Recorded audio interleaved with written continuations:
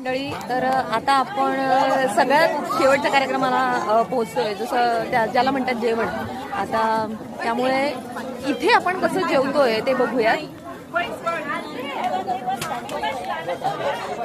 केळीची पानं आहेत सगळ्यांच्या ताटात, हे सगळ्यांसमोर, आणि केळीच्या पानावरती वाढलं जातंय. तुम्ही बघू शकता.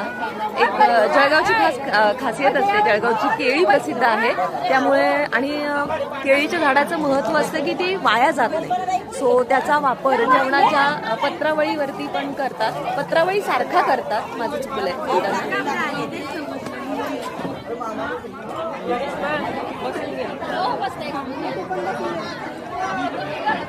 सो पूर्ण ताट वाढलं की मी तुम्हाला ते नक्की दाखवते की ताटात काय काय असतं. आहे केळीच्या पानांवरती, आणि तुम्ही बघू शकता फार काही असं ताटामध्ये असं फार काही डिलिशियस वगैरे तुम्हाला दिसणार नाही. पण ही जी उडदाची डाळ आहे आणि चपाती आहे, लिंबू आहे त्यासोबत.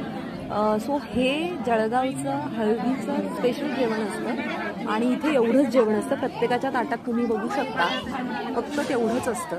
सो हे खाण्यात पण एक वेगळीच मजा आहे. सो तुम्ही पण एन्जॉय करा जळगावची हळद.